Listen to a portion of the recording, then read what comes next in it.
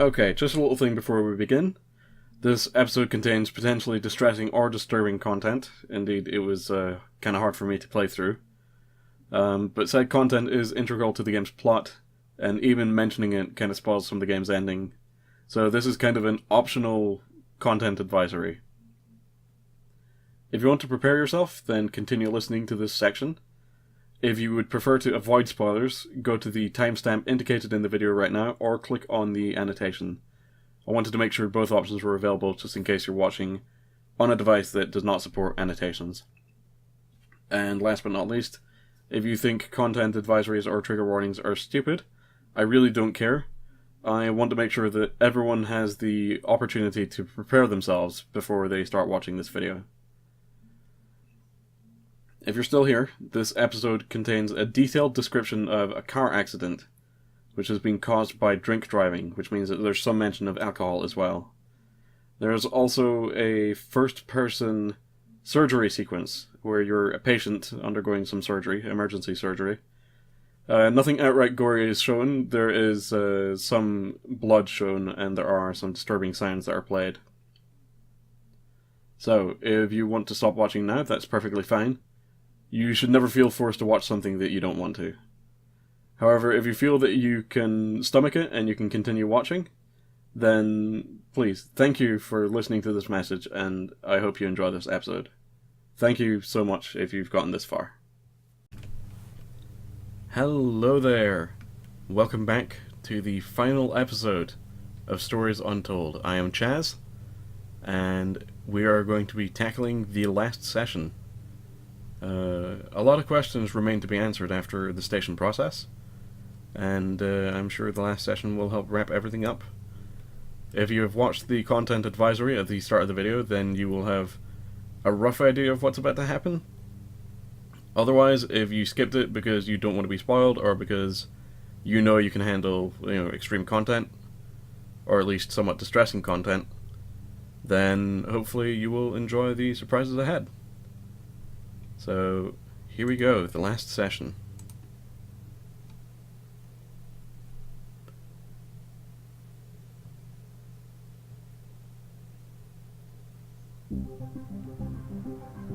Alright, so we open up with a standard 80s style TV episode intro. Nothing really odd about or out of place about this. I think that's enough of that for now. Wait, this isn't right.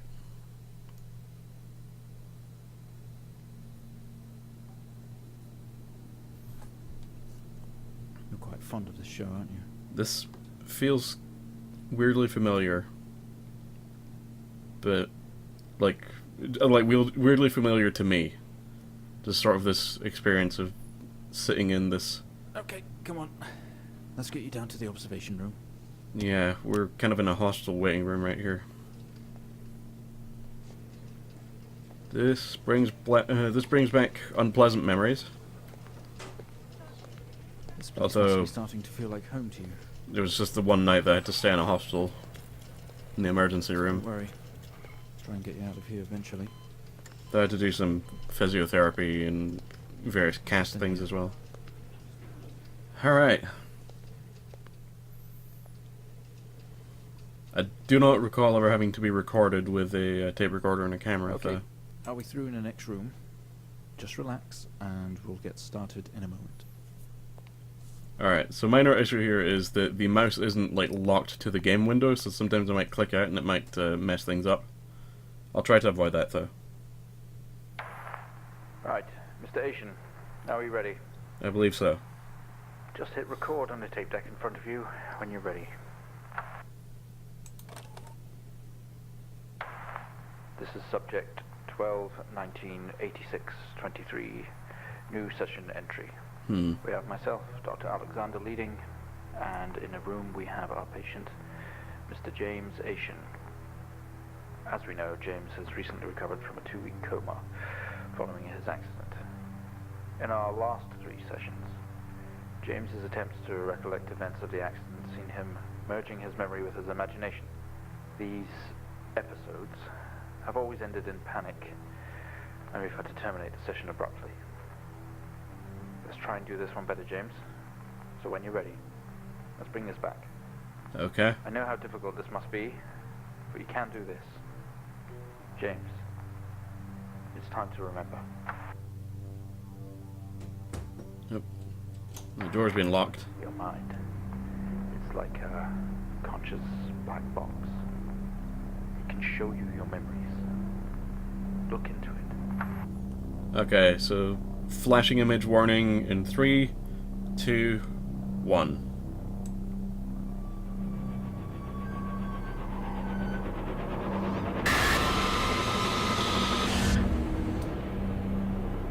Oh, we're back here, apparently. In your most recent episode, you recalled a false memory of a remote weather station. You were isolated from the rest of the world, locked inside your coma. Ah, I see what they did there. Encouraging you to wake. Your family would do number puzzles with you. Anything really to bring you back. People needed answers, James. Do you remember? I have another signal here for you, James. It's at 5610 FM. Can't miss it. Alright then.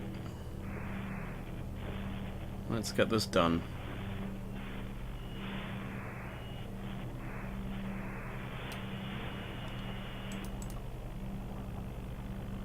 Let's see here. This is 20F. What? 19, 86, 23, 04. Type in the numbers, James. Okay, so we have a code word reference, but no keyword. This is 20. What is this microphone? 12. Wilson Police Department Road Traffic Accident Report File. 23, Oh. 04. Alright. Type in the Let's numbers. see if I can read in some of the details here. Gotta see this. Oh geez, here we go. 20F. 12. Let's get some focus in here. 86. 20F fatal accident. 0. Type in the Driver numbers. 1's name. James Asian, that's us. This is 20F. One Wayview Drive here bridge. 12. 19. Date of birth 10/1/63. 23. 0. Vehicle station wagon white. Type in the numbers, James. You gotta see this. Let's see. This is 20F. Driver of vehicle 2 is Charles Hennings. 19. He's deceased. 86. 23. Uh, 0. he was at 22 Greenfield Avenue. James. Vehicle a sedan, blue. I'm sure they meant to say sedan, like SEDAN. 19. 86. Passenger 1 has been blanked out on James Asian's profile. Type in the numbers, James. Arrived on scene to discover 2 cars that had been involved in a near head-on collision. Mr. Asian found lying down outside his vehicle with head injuries. 86. Ambulance was immediately called.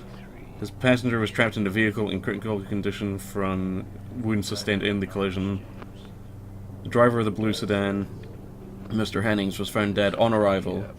It was noticed that there was a strong smell of whiskey from the driver and an empty whiskey bottle on the passenger seat. Mr. Asian was questioned on scene. He described an oncoming blue sedan. It was being clearly out of control, but he swerved to avoid. 12.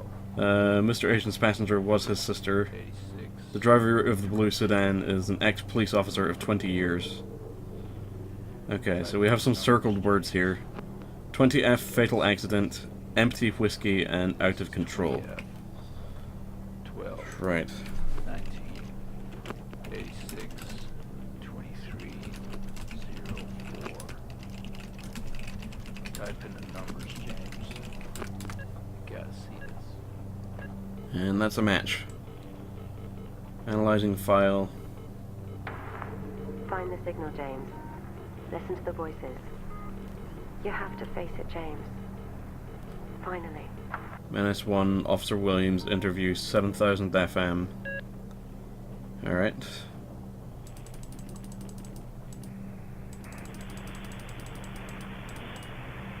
It's not lying at all. I've worked with Officer Hennings for 6 years, and not once have we even talked about alcohol. Drunk driving. He was a father, a husband. He was fine. No way he caused this. It's him, this Haitian guy. He's got something to hide. Light flickers on, and we're in a storage room. Wait a minute. These panels look kind of familiar. And I've seen those numbers before. Or something like them. That's very confusing. I made sure to take a note of them just in case, but they just appear to be like the plywood boarding of this room, which leads into the hospital. So it's like the back of the boards, I guess. Okay, so I'm just trying to avoid accidentally clicking off of the screen. Someone else is here.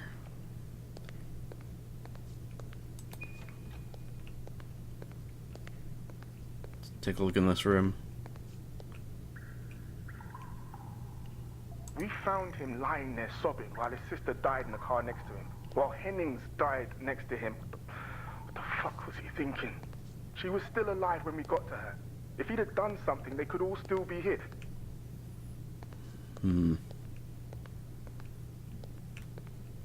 Is it gonna get in this room?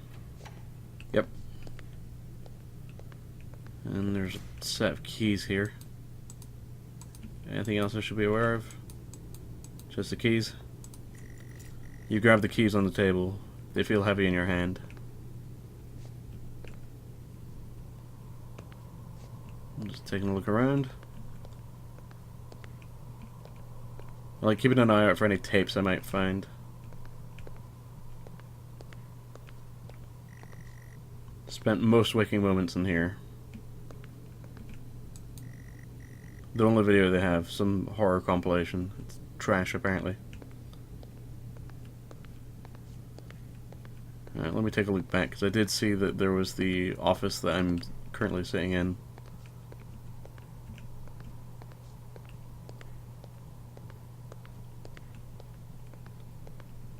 Can I listen to the tape from here? All of your sessions were recorded to tape. This is the 4th. Okay.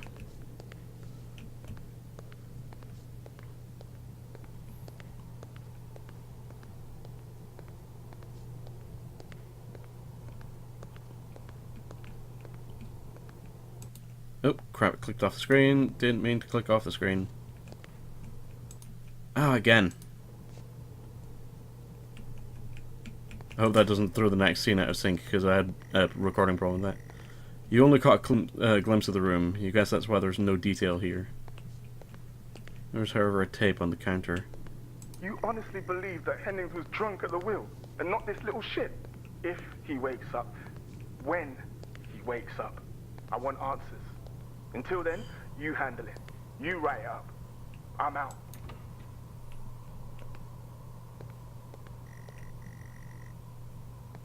Feel the presence right behind you.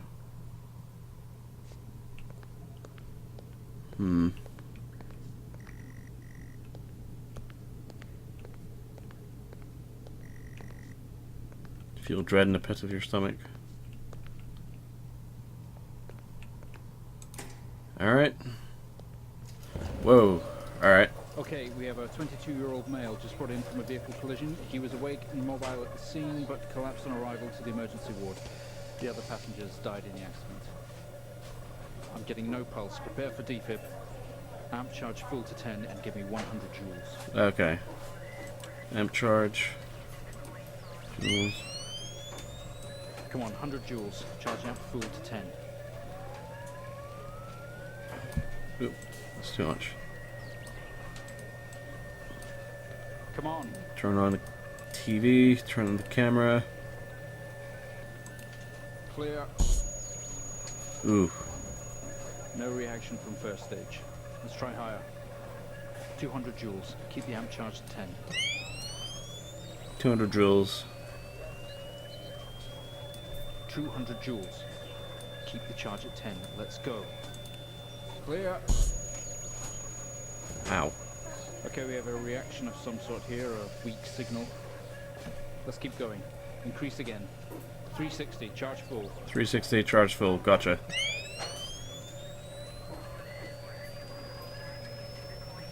Come on, 360, hurry.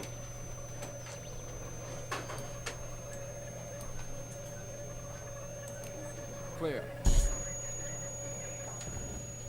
Well, would you look at that? It seems we have a pulse. Rhythm is Alright. stable. We need to run an X-ray right away. Okay, X-ray. Turn off the defib. Where are we with that X-ray? Charge the X-ray. Now, please.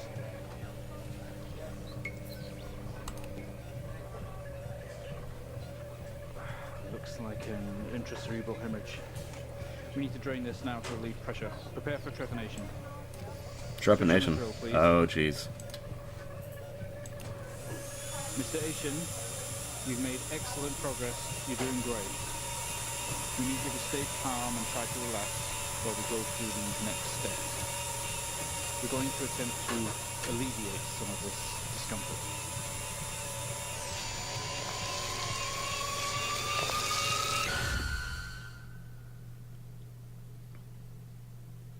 Ooh. Oh. And we're back here now. Back into the house abandoned. An interactive horror adventure. I wonder why that clock always seems to read 22:05. Not only is tonight New Year's Eve, but tomorrow you're leaving a 6-month trip abroad with friends. Mum, Dad, and your sister Jennifer have decided to throw a party to celebrate it all. The house is full. You're in the living room, and as usual, you don't recognize a soul. Real quick, let me just bring up that. There we go. Alright.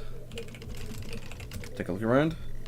The room is full of chatty strangers, mostly friends of Mum and Dad. There's a door to the hall. You push through the crowd into the hallway. The hallway is as welcoming as ever, only this time the folks have put a great big banner up across the main wall. Half-finished drinks are abandoned on almost every horizontal surface. Stairs lead up, although the party is firmly downstairs. Can I go upstairs? As much as you'd love to, you promised you'd stay downstairs with the party. Alright then. What's the banner say? Bon voyage, James. Finally, not the family disappointment. Alright, let's go into the kitchen. They say all the best parties are in the kitchen. The kitchen is full of people and loud. There are drinks and food on the table, and the party is in full swing. Dad has cooked a hog roast which sits proudly on the table, although no one is eating it. Maybe I'll have some. Maybe later. There's a utility room and writing on the wall. Also, Jen is here, signaling you. You push through, apologizing over and over, to get to Jennifer. You hug. You're going to miss each other. You thank her for the party. She asks if you're enjoying the party. Yeah, I'm enjoying it. You tell her it's great, even though you don't really know anyone. She tells you to enjoy it anyway, and to loosen up. She asks you to get her a drink.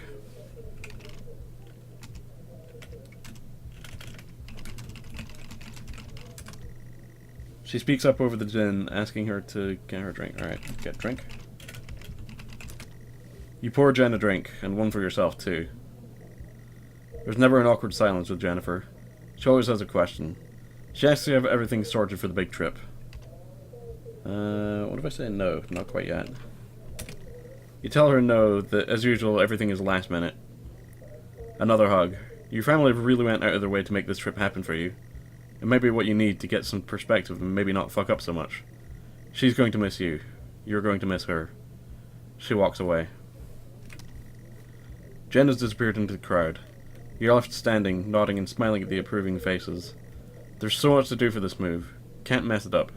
But first, a drink. Alright. You pour in down another drink. Anything to move the night along. The utility room door is unlocked. That's odd. You open the door and peer in. You're never allowed in here normally. This is where Dad keeps his fine wines and whiskies. Ceiling to floor racks. A collector, although he doesn't actually drink them too. There's a bottle with a ribbon around it and a card. Oh, again. It's a gift from Dad, I think. There's a card next to it.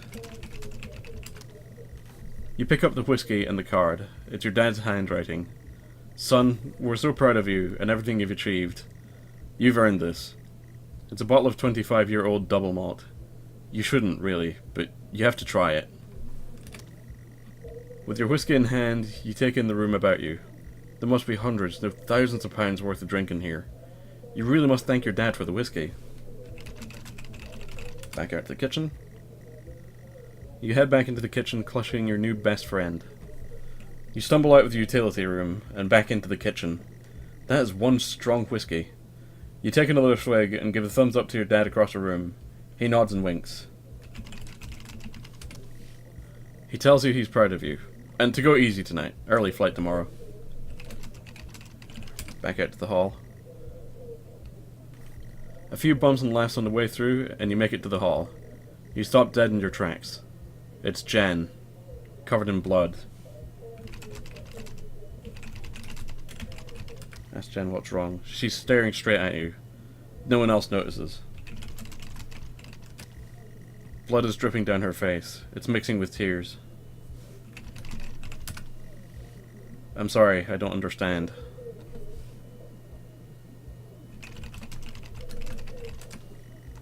I'm sorry, I don't understand. I'm sorry, I don't understand.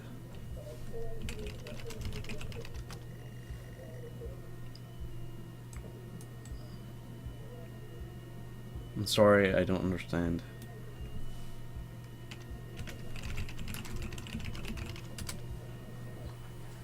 I'm sorry, I don't understand. We tried our best, Mrs. Asian, but her injuries were too severe. No, I don't understand. I was just talking to her. I'm afraid Jennifer passed away before we could get to her in surgery. We did the best we could. I'm so sorry.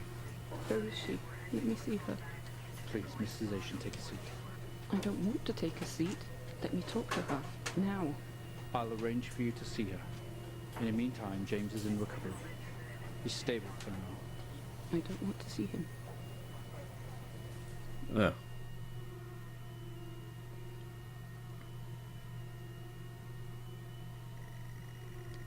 You were standing in the hallway. Something had stopped you in your tracks. While searching your mind, your sister interrupts. She waves her hand in front of you and asks if you can drive her home. You still feel out of sorts. Those words echo. No, I can't really drive her home. Sorry.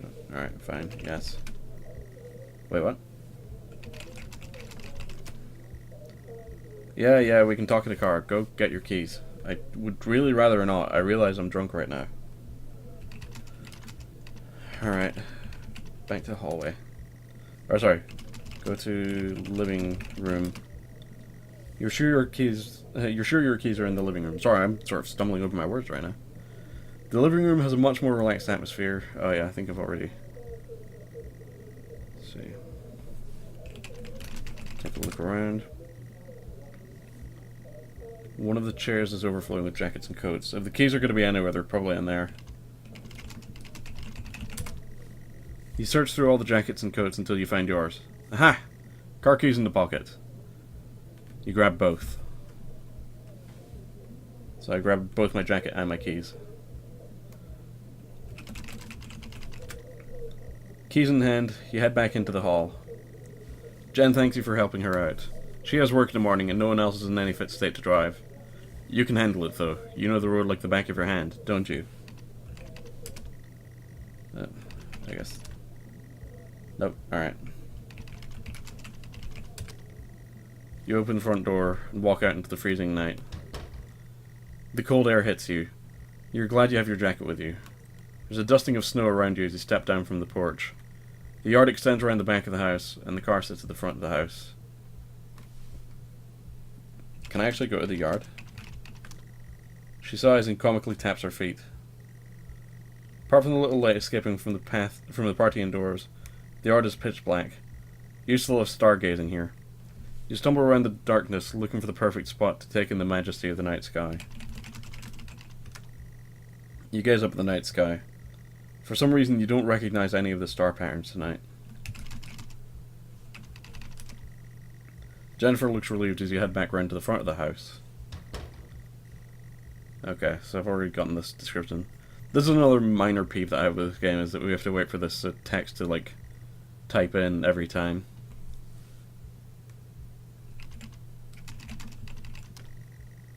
You fumble with the car handle, confused, until Jen tells you to maybe use the key in your hand.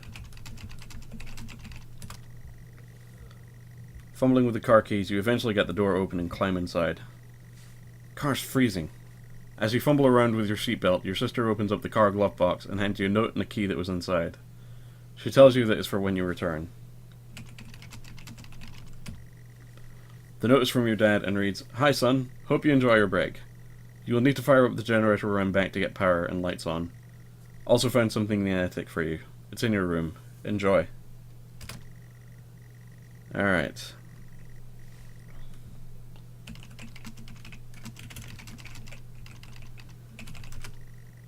Takes a number of attempts, but you eventually slot the key into the ignition.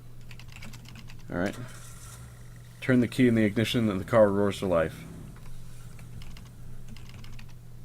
Let's see here. The car squeals but stays stationary. Jen suggests releasing the brake, giving you a wide-eyed stare. Alright. You very hesitantly release the handbrake. You put the car in gear and pull out the driveway like a first-time driver. You really shouldn't be driving. I am driving. Very drunk, on the road towards the town where your sister stays. Jen started dozing off as soon as the journey got going. This shouldn't take long. You come to a junction. Is it left or right? You can't remember. Left, maybe? Sorry, I don't understand. You don't want to, but you'd better ask Jen for directions. She grunts and throws her arm to the left. It's left. Of course it's left. You turn the car left at the junction and accelerate off. Confident that you're on the right road now, you loosen up and put your foot down on the accelerator. You feel powerful as the engine roars at your command. Jen sits up in her chair and clutches your arm. She asks you to slow down. That's not what really happened, though, You're is it? all over the place, James. Pull over. Jen is hitting your arm and yelling at you. Crazy sister. Strange. There's a set of headlights coming directly at you, but really slow, like slow motion.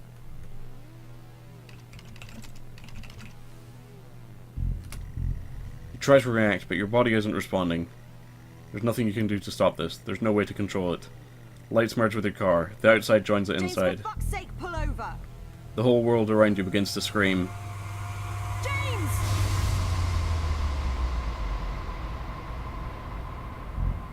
It was at this very moment, wasn't it, James? The moment you lost it all. Your sister, your parents, yourself. And then you made it worse. Go on. Show us what you did. You wake up in the car. Your world is upside down. Your seatbelt struggles against gravity, trying to hold you in your seat. An impact into another car has torn a hole into chassis. Poisonous fumes spill into your car from the engines. You're in grave danger. You have to get out of here. Oop.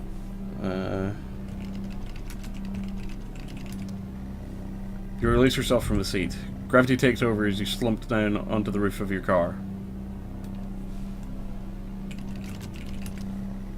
You squeeze through the wreckage and fall to your knees on the ground next to your vehicle. Every breath brings pain to your chest. Your head is throbbing. A blue car has smashed into the passenger side of your car. Your life cannot be ruined by this. You're standing holding your whiskey and your dad's note, and flashing lights are approaching at a distance.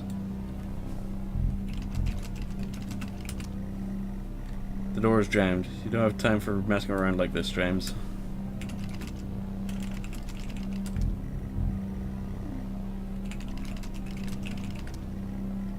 Oh. Oh, okay. Go to blue car. The door is jammed. I'm trying to remember what I had to do here. Oh, I'm standing holding my whiskey and... Okay. Look at driver of blue car.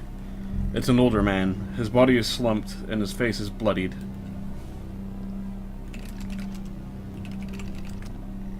Oh.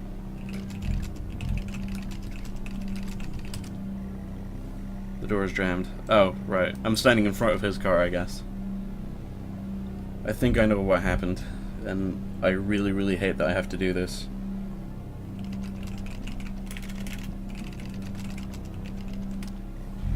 Yes. Good, James. What exactly do you want to do with the whiskey?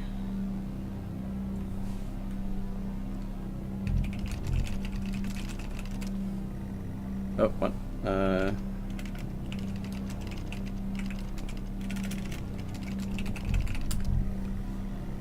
With the lights approaching closer, you begin to hear the shrill of their sirens. You simply cannot go to jail for this. You clean the bottle to remove your connection with the whiskey. You then very deliberately spill the remainder of the bottle's contents onto the driver, and you toss the incriminating evidence into the passenger seat. A circle of flashing lights surrounds you, illuminating the crash site in the darkness.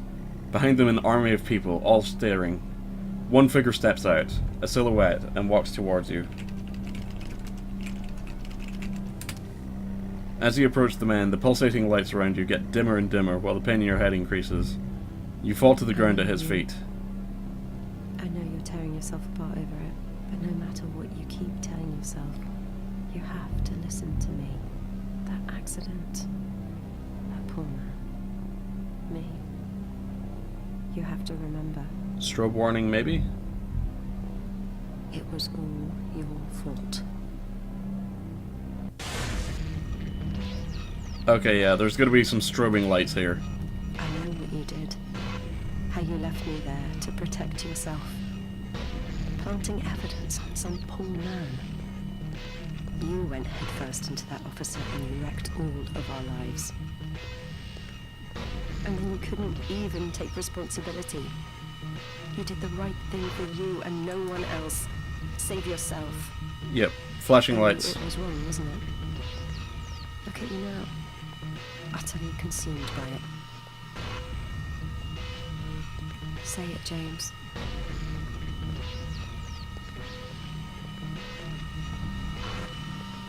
Say it. Tell them.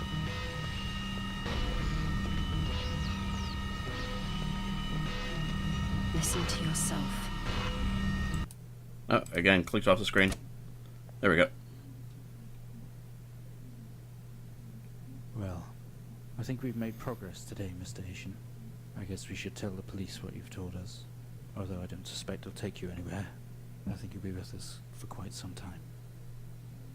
Come on, let's get you back to your shows. I'll see you tomorrow.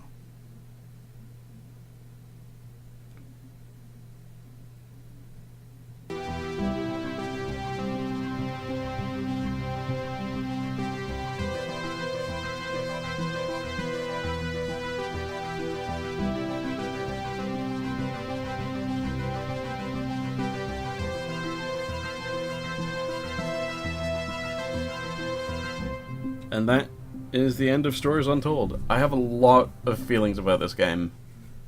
Many of them for personal reasons. So, here's the credits. But yeah. I might be able to talk about some of this stuff while the credits are rolling, actually, because there's one more thing that we need to see before I end this recording. So, one of the moments I had where I realized what was going on, or rather, when I realized what was going on in a second playthrough,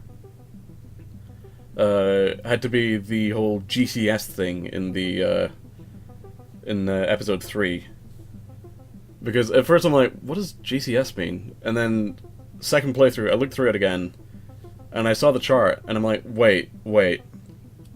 It's the Glasgow Coma Scale. It's basically something that doctors will use to try and gauge the consciousness of somebody who's received a head injury. So when I discovered that was absolutely brilliant.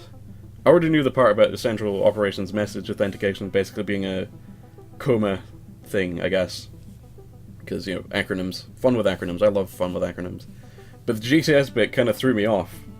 And then I realized that they were actually talking about the Glasgow Coma Scale. And, like, the, what was it? Eye response, verbal response, and movement response. E, V, and M. And, those are what those numbers mean. The higher the number, the more responsive the patient is. But, yeah.